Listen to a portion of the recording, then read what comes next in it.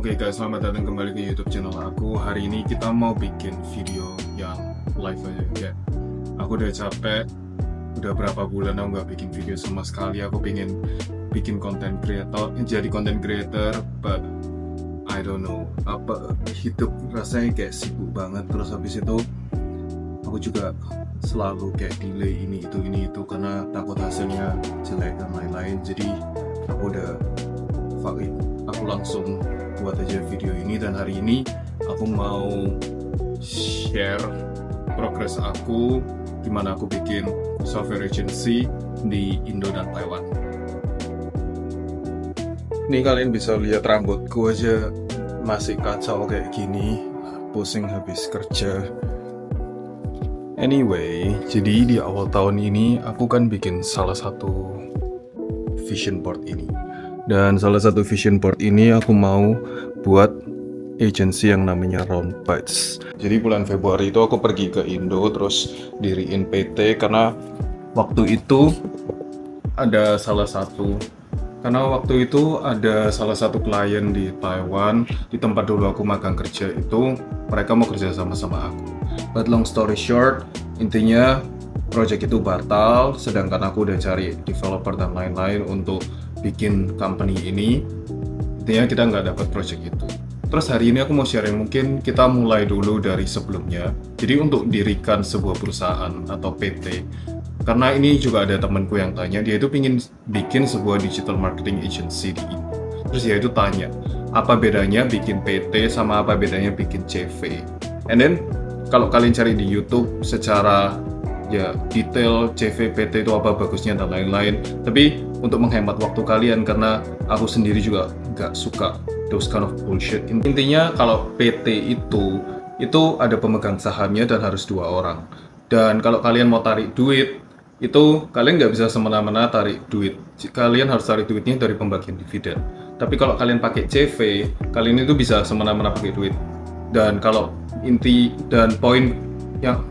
dan salah satu poin lain yang penting yaitu kalau misalnya PT kalian punya utang terus bangkrut, ya udah perusahaannya itu bangkrut. Tapi kalau CV kalian utang terus kalian nggak bisa bayar utang, harta kalian itu ikut nyantol sama CV kalian. Jadi kalian harus bayar utang. Jadi intinya cuma 2 itu doang. Dan waktu itu aku kan kerja sama company di Taiwan.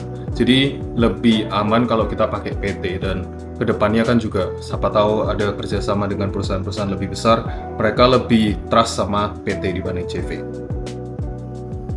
Tapi sebenarnya yang paling penting itu bukan diriin company-nya PT, CV, or whatever it is. Yang penting itu duitnya.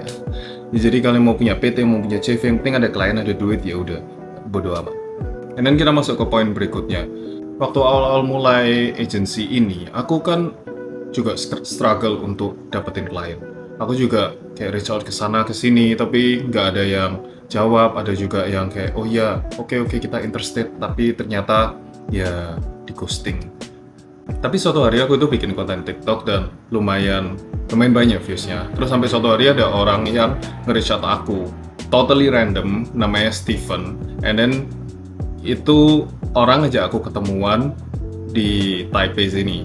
And then aku pikir kayak ini orang ngapain gitu ngajak ketemuan. Tapi ya udah, aku coba jadi open minded aja. Terus ya siapa tahu ini bisa jadi prospek klien atau bisnis dan lain-lain. And then I meet this guy. Terus kita ngobrol di cafe, terus ngobrol-ngobrol dia tanya tentang startupku dan agencyku.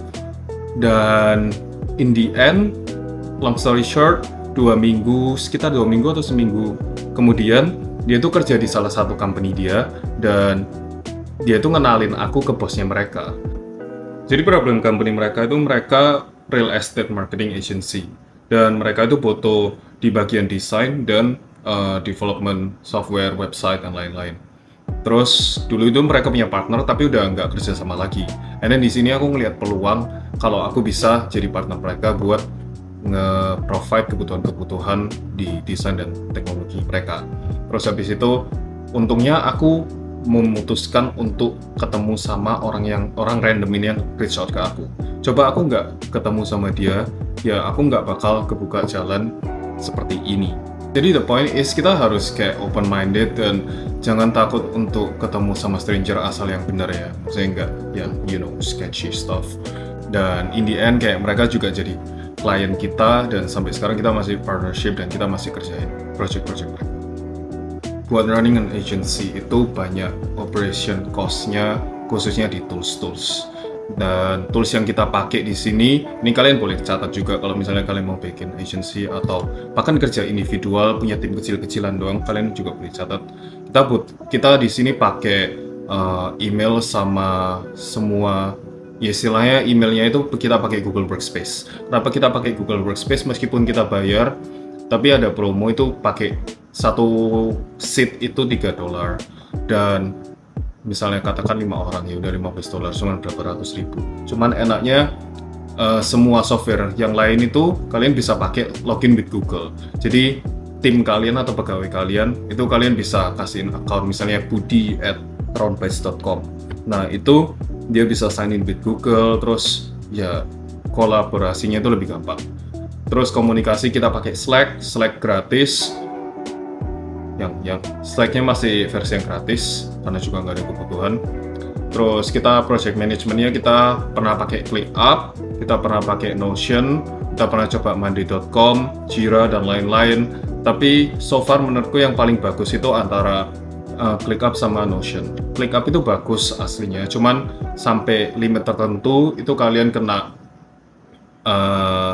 kalian harus bayar premium version. Dan itu lumayan mahal sih kalau misalnya per orang, misalnya ada 5 orang, kena satu orang misal $10 itu kan udah $50 itu mahal. Jadi kita pakai Notion, terus Notionnya di-share pakai rame-rame. Terus kan berhubung kita kerja di bidang desain juga kan, jadi di sini Figma kita juga pakai satu Figma Pro.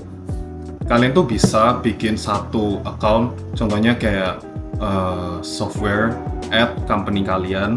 Terus itu softwarenya itu bisa dipakai sign in with Google untuk aplikasi-aplikasi tools yang lainnya, misalnya kayak Figma untuk terus apalagi Adobe Photoshop atau apapun, nggak tahu.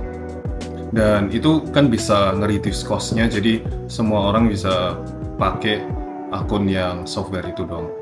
Jadi semua software dan tools itu pakai akun email yang itu. Terus setiap orang punya akun personal email mereka sendiri untuk komunikasi dan ya hal-hal yang mereka butuh personal untuk kerjanya. Oke, jadi ini aku mau balik kerja lagi. Kita mau beresin foldernya buat Figma semua.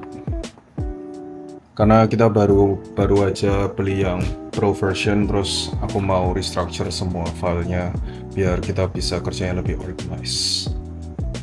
Okay, I think that's all for this video. I know ini kayak totally random, terus nggak terstruktur videonya, tapi I just wanna keep it real. Terus aku juga udah beli kamera yang Osmo 3 ini yang paling baru, terus buat nge-vlog, tapi aku nggak pernah pakai, so like I need to use it. So ya udah, ini coba aja bikin konten. Jadi kalau kalian ngerasa terbantu dengan konten ini dan bisa dapat belajar hal baru, kalian tolong boleh subscribe dan like atau share video ini ke teman kalian yang mungkin punya agency. Dan aku bakal keep updating my progress di lini bisnis ini. Dan hopefully ini juga bisa membantu kalian semua. See you in the next video.